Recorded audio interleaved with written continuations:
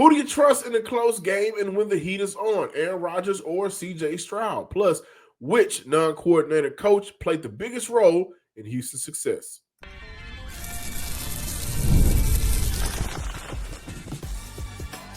You are Locked On Texans, your daily podcast on the Houston Texans.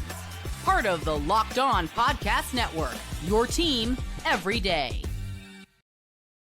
Battle Red Nation, from H-Town to your town. Today's episode and every episode of the Locked On Texans podcast is for Texan fans all around. Just like any other show, it's going to be a fun one. Good topics, good debate going on, discussion, and I can't wait to dive into it.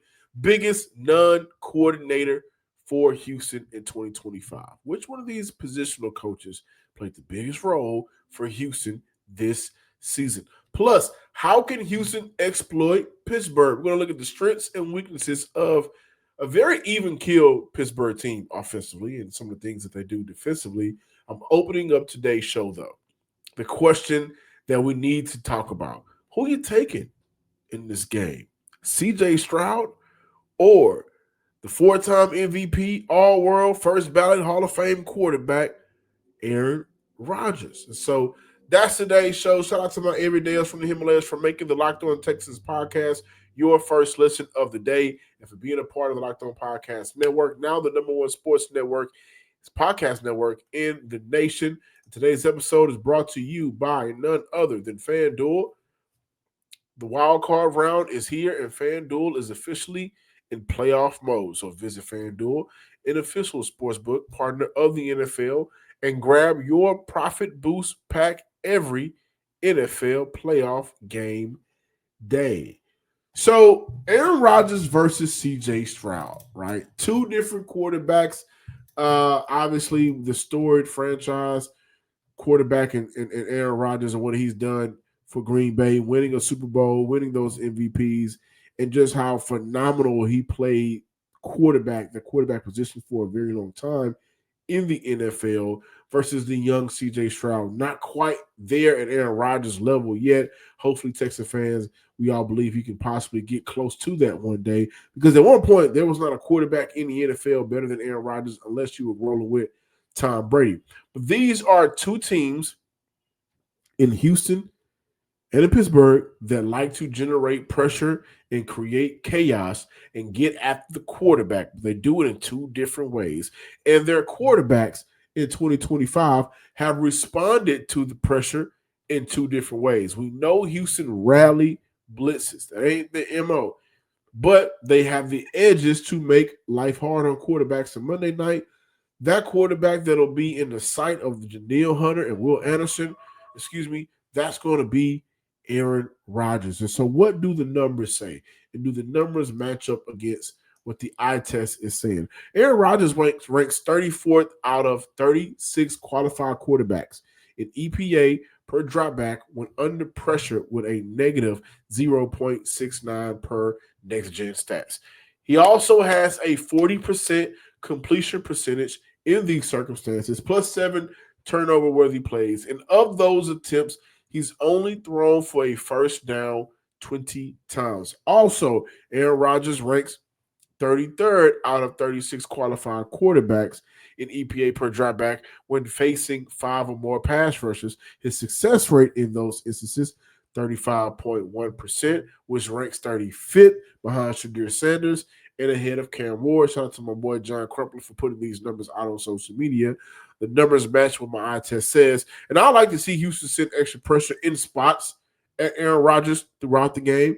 That shouldn't, those numbers shouldn't change the approach for Houston. But one thing we have to give D'Amico credit for, the first 2 years in his head coaching career, when he got to the playoff, especially the first playoff game, the approach defensively was a whole lot different.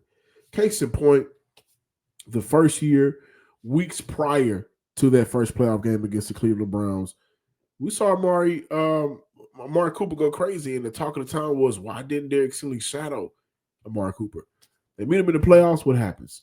Shadow, right? We saw Derek Stingley much more on Amari Cooper. So his game plans for the playoffs have traditionally been a little bit different than the regular season, right? And so blitzing hasn't been Houston's bread and butter. That's not how they get after the quarterback, but maybe in a second down situation, that's probably where I would like to see Houston sit a little bit more in Aaron Rodgers. But now we look at CJ Stroud. We know that the Steelers like to blitz a lot. They like to blitz a lot. I have the numbers here. The Steelers blitz 60% on first down, 44% on second down. That's what they do.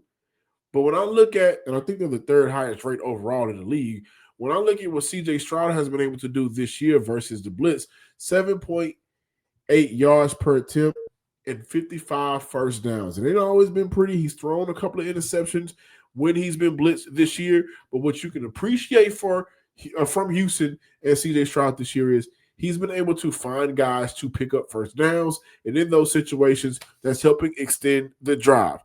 Now, in this case, it's going to come down to a couple of things when we talk about who you're taking. Because essentially, it's quarterback versus opposing defense. For Aaron Rodgers, are you taking Aaron Rodgers versus the Houston Texans defense that doesn't need to send 5 to get after the quarterback, that can live with Daniil, Will, Tommy Togiai, who's been played a big role for Houston in the middle of that defense with the absence of Tim Settle and Mario Edwards, and we know how good Sheldon Rankins has been for Houston this year. Their 4-man front can generate just as the same amount of pressure, if not more, than the blitz could, and that allows for Houston to drop back their players in coverage, where they have been successful for the most part of this year. We'll also talk about the quick game that Aaron Rodgers loves to utilize to combat pressure. Hey, that ain't going to work against Houston. They've done a very good job this year. When you try to quick game them to death, they are where they need to be. And once they cut down on a couple of things, number one, missed tackles abilities, this is a defense that will get off the field. This is a defense that will create those 3 and outs. And that's hard for a quarterback to consistently overcome.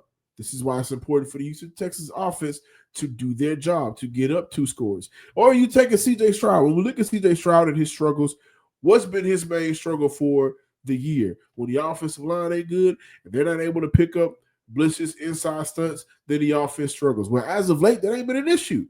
And I'm curious to see, guys, and I can't wait to see how y'all feel. Let me know in the comments or tweet me on social media at John_Hickman12 on Twitter. That's where I do a lot of my interaction. I'm curious to see with the Trent Brown injury, even if he is healthy, we know the relationship, or the history rather, between Titus Howard, either Alex Highsmith or TJ Watt. Do you leave Titus at tackle? Because do you trust him a little bit more, especially considering Trent Brown coming off an injury? Do you trust him a little bit more out there on the edge to contain those guys? Insert Jared Patterson. Now, Patterson, in this case, Patterson and Andrews will have their hands full. When you have guys like when you have Harmon, Hayward, and you also got Keanu Benton, who we ain't talking about a lot. That's a player that I liked coming out a couple of seasons ago from the draft. I thought he'd be great for DeMeco Ryans' defense. Between those 3 on the year, they have 12 sacks combined between them. They're doing a very good job of getting after the quarterback. They're doing a very good job of creating tackles in the backfield. They're doing a very good job of helping stop the run whenever the Steelers are playing to run good. And there's some numbers on that could play in Houston's favor. But I think in this case, when you look at what's been working for Houston, because a part of that, like I talked about, is taking care of the ball. A part of that is the game plan from Nick Caley. See, they have to understand, and we'll dive more into it, but they have to understand that knowing what we know, combating the blitz should be number 1 priority. See, for Houston, how do you combat a player? How do you combat 2 players? How do you combat all 4 of those players up front that win off sheer will?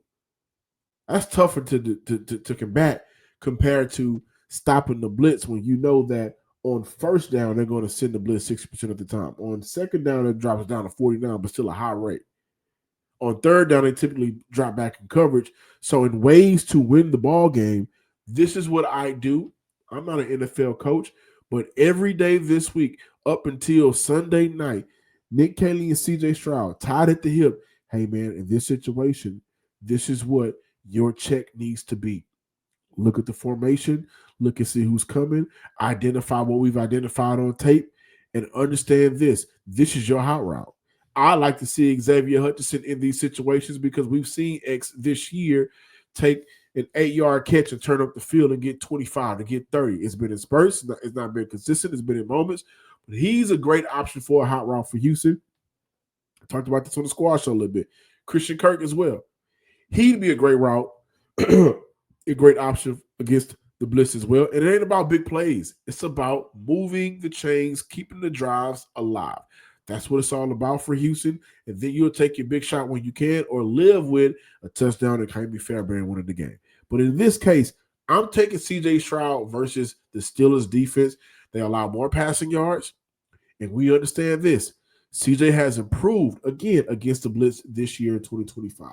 I think you guys should take CJ Stroud as well. He's your franchise quarterback, and he could play a very huge role. As a matter of fact, for Houston to win this game, he's going to have to play a huge role in Houston being able to win the ball game. Now, how can Houston exploit Pittsburgh? That's a part of the conversation of who you take as Stroud or Aaron Rodgers. We'll dive into that and more on the other side.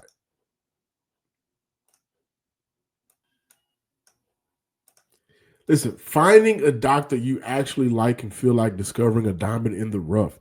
You want someone in network, nearby, available, but you also want a doctor who really listens, makes you feel comfortable, and explain things clearly, also who helps you walk out feeling confident about your next step. Your diamond in the rough doctor exists, and finding them is easy on ZocDoc. ZocDoc is a free app and website that helps you find and book high-quality in-network doctors so you can choose someone you truly connect with.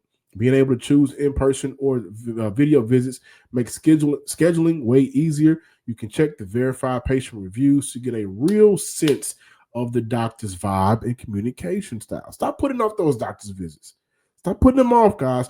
Go to ZocDoc.com/LockedOnNFL to find and instantly book a doctor you love today. Let's say it again. ZocDoc.com/LockedOnNFL. ZocDoc.com/LockedOnNFL. And thank you, ZocDoc, for sponsoring this message. And also, Texas fans, let's live in fantasy a little bit. Hey, guys, the draft picks positions are set, and so many teams are looking for their franchise quarterback. You ever wished you become a pro QB, getting drafted first overall by the Houston Texans? Well, now you can. There's a mobile game just for you called Ultimate QB Football Legend. In this game, you step into the cleats of a number one draft pick quarterback, and it's your job to lead your team to greatness to help turn a failing franchise into a dynasty. This is the number one QB career mode game on mobile app stores, and it introduces the most realistic environment with a full career control. You sign contracts, train, upgrade yourself, build chemistry, and evolve your teammates. Give input to your GM on roster moves, play the actual games in 2D, and rise through the ranks to become a pro football legend. You'll deal with the ups and downs of a QB career, from rookie nerves to playoff drama. Every choice shapes your journey. So who do you want to be? You want to be Mark Sanchez or you want to be Tom Brady?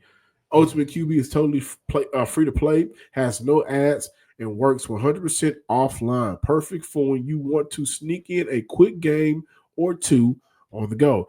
Just head to ultimate-qb.com. That's ultimate-qb.com, or search for Ultimate QB in your app store. I want you guys to tell me how it's going as well. And we've got something special for our listeners. Use promo code Locked On, all caps, in the game store to get a free boost at the start of your career. Ultimate QB Football Legend, QB1, it's your legacy.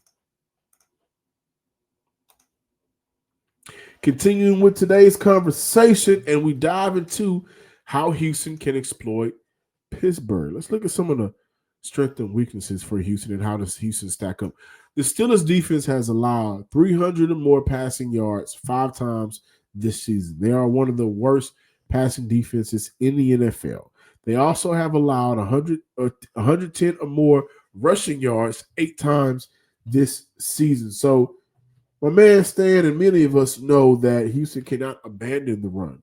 And what I found interesting in Houston's last 5 games, the rushing attempts look like 32, 34, 26, 33, 31.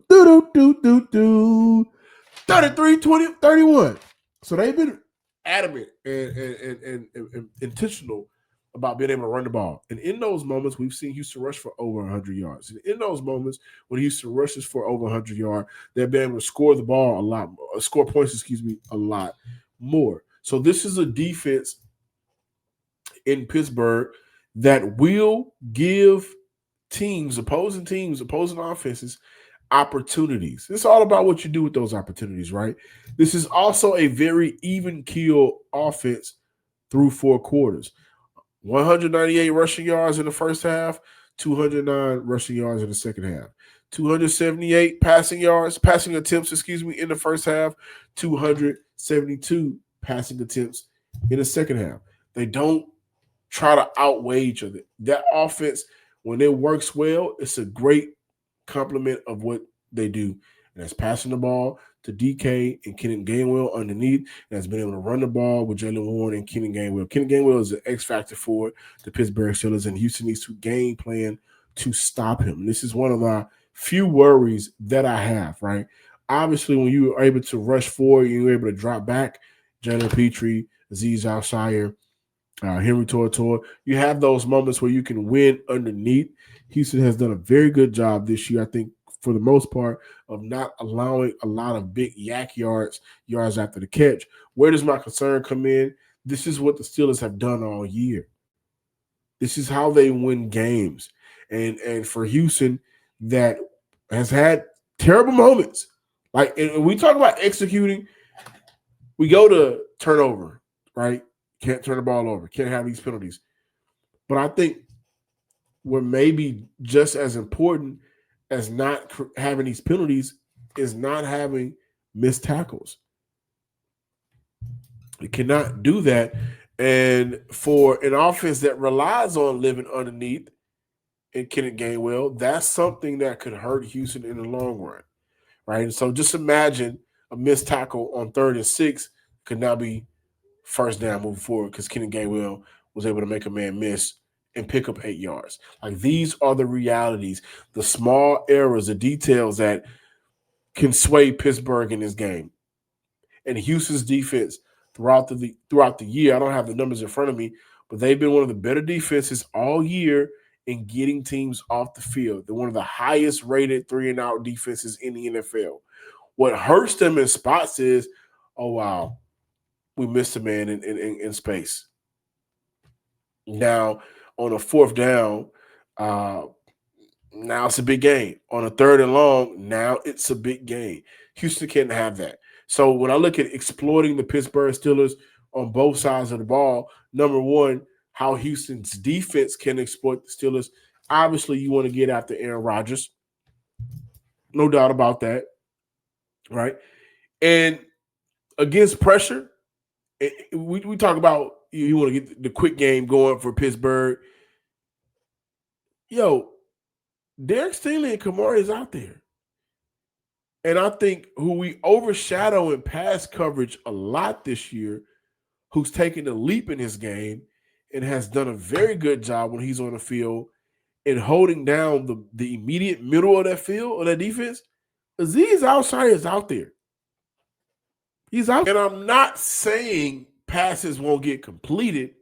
What I'm saying is, even if they are completed, it won't be a lot of yak yards unless Houston suffers from missed tackle syndrome, right? So Houston loses this game on the strength of what they do wrong, not on the strength of the Pittsburgh Steelers. That's number one. And also with Aaron Rodgers, if you want to look at the quick game and how that could impact the Houston Texans, Houston's defense ranks 13th in EPA per dropback and 7th in success rate allowed to passes attempts in less than 2.5 seconds. that's something that plays into Houston's favor. And we've also seen from an edge standpoint, because for the Pittsburgh Steelers, they don't run the ball well in between the tackles. They don't.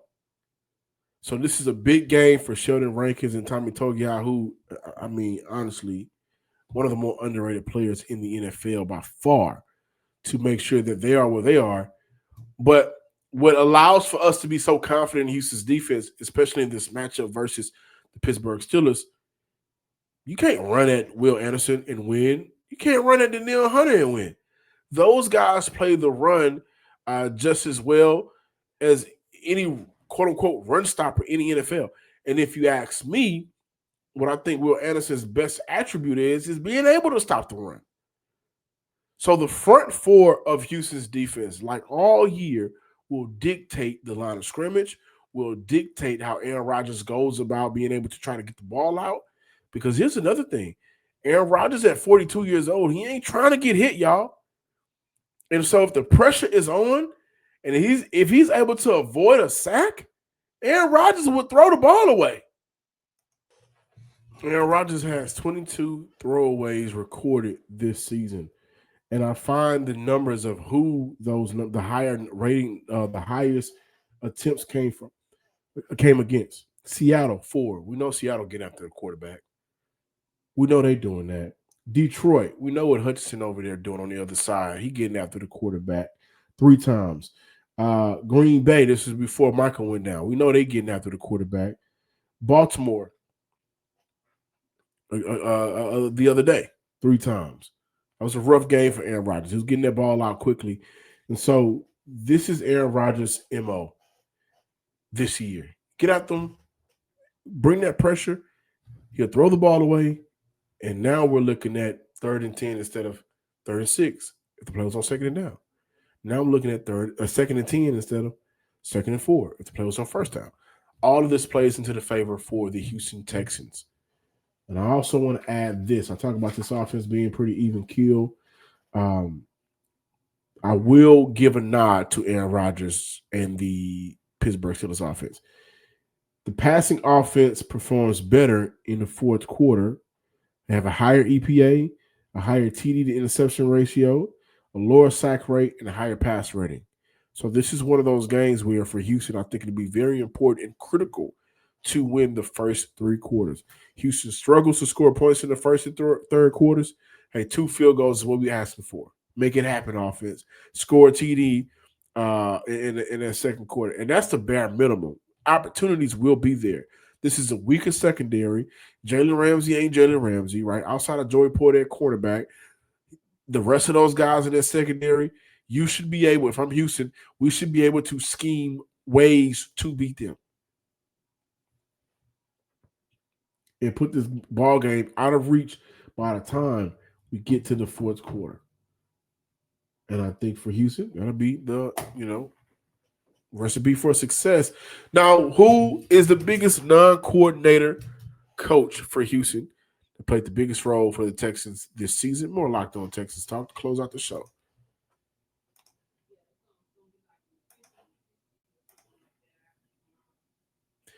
Also, Texas fans, before we dive into that conversation, which will be fun, the wild card round is here and FanDuel is officially in playoff mode. Every game day during the NFL playoffs, FanDuel is giving customers even more ways to get in on the action because right now, every NFL playoff game day, FanDuel users can get Profit Boost Pack waiting for them inside the app. Each game day, you'll see a pack loaded with multiple profit boosts you can apply to any bet you like the most. The boost lets you lean into your game day instincts, whether you're backing momentum, defense, quarterback play, or coaching. The boost gives you more juice on the bets you already like instead of forcing you to bet something new. You make your picks, then apply your profit boost to go on whatever bet you want to for an even bigger payout while playoffs are getting started to roll this weekend. Visit FanDuel, an official sportsbook partner of the NFL, and grab your Profit Boost pack every NFL game day.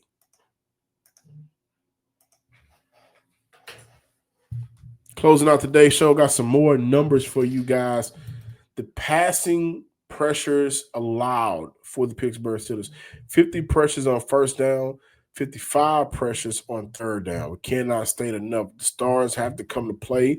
And who's been the stars for Houston all season? Will Anderson and Danielle Hunter, two guys are the top 5 in sacks this season. And the Pittsburgh Steelers, they will allow you to get after them early and later in the drive. And I think the second down for Pittsburgh this year has been with the offense. The passing offense has operated a little bit better. Also, rushing attempts per down and what they look like. On first down, 4.6 yards per carry. On second down, 3.9 yards per carry. However, they do have 39 first downs, the highest of any rushing per down. On third down, that number drops to 3.6 yards per carry. So this is a team that does run the ball fairly well. I think they are at 4.2 yards per carry. But we have to attribute they will go for it on fourth down. They will run the ball on fourth down. Not at a high rate, but they are successful. I think their rushing yards per carry on fourth down hovers around 6 yards per carry. So obviously for Houston, you want to make sure that defensively you're not allowing the Pittsburgh Steelers to get in a place where they feel comfortable enough to even go for it on fourth down, unless it's a game deciding play. And we're seeing the trend now where once teams get past the 50, they're going for it on fourth down. They're trusting their defense. They will go for it on fourth down. I think that'll play in the favor for the Houston Texans. The crossover will be fun. Me and CC will dive into more Texans and Steelers talk. But when I look at who I really want to close out the show, who's been the biggest positional coach for Houston this season? And I know the obvious answer will be Cole Popovich, as it should, transforming that offensive line to where, from where it was last year to where it is now, all without Laremy Tunsil, all with a makeshift offensive line, switching guys out of left guard, all with a rookie left tackle, all with a first time, full season of Jake Andrews. He was asked to do a lot this year. Can't downplay it. Cole Popovich, as an offensive line coach, I think probably was asked to do more with less than any other offensive line coach in the NFL, especially any other offensive line coach in the NFL who's protecting a franchise quarterback, right? And we can be fair about that. And so I think number one is absolutely Cole Popovich, but I think right at number two, and I don't think he's far down the list. You know who I like, guys? I like the OG Danny Barrett. That's who I like. And that is a positional coach.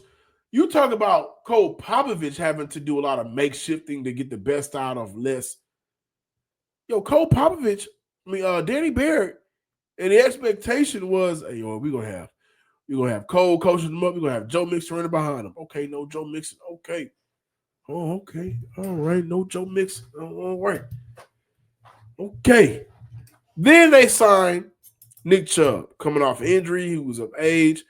He did play last year for the Cleveland Browns, but he did not look nowhere near Nick Chubbish.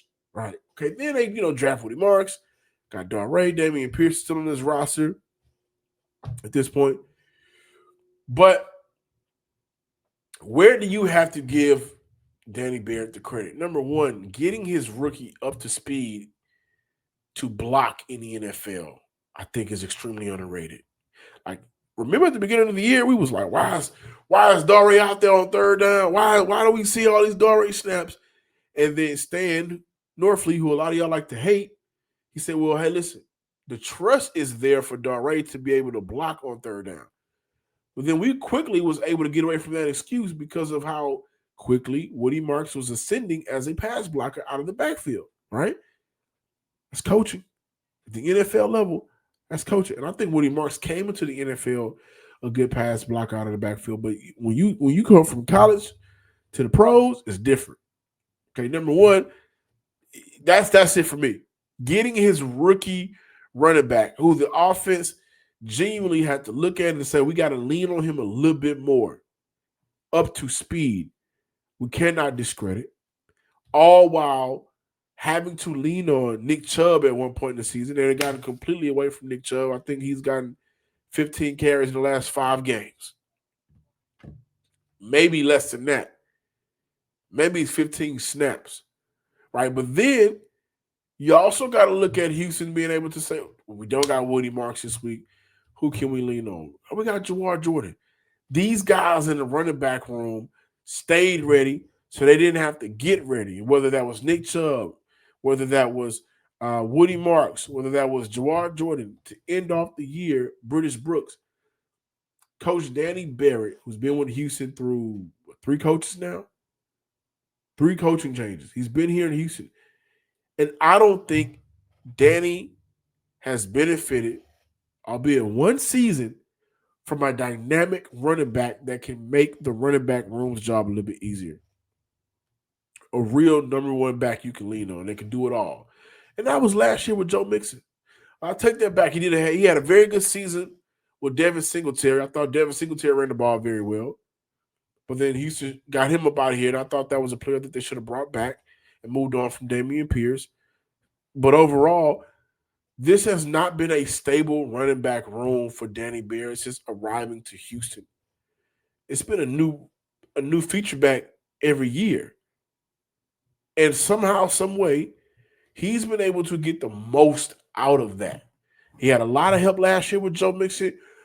I'm going to get Joe back. We're going to add to this room. I'm going to give me a young buck to coach up. And we're going to be able to extend this. And, oh, wow, I don't got Joe back. Oh, okay, I got to do some real coaching. Not to say he doesn't coach, because they all do. But his ability to get these guys up to speed year in and year out unexpectedly has been phenomenal. He did it with Dameon Pierce in his first year. The second year, Dameon struggles. He did it with Devin Singletary. The next year, they bring in Joe Mixon. Joe Mixon is phenomenal. Then this following year, he's been able to do it with Woody Marks. And it ain't been pretty with Marks. He averages 3.6 yards per carry. But he has been good for Houston in his role. He's done it with Jawar Jordan, who's averaging 5 yards per carry, albeit minimum carries, but he's been good for Houston. He has been a damn good coach. So shout out to Danny Barrett. Shout out to you guys for watching and listening to the Locked On Texans podcast. Please be sure to subscribe, like, and comment on YouTube and wherever you listen to your podcast. Also follow me on Twitter at John_Hickman12. Until next time, ladies and gentlemen, Texan fans across the nation, we got a game on Monday night, y'all. Get your wings ready, get your beer ready, get your FanDuel ready, get it all ready. Sit down for a spectacular wild card win. I'm calling it now for the Houston Texans. Peace.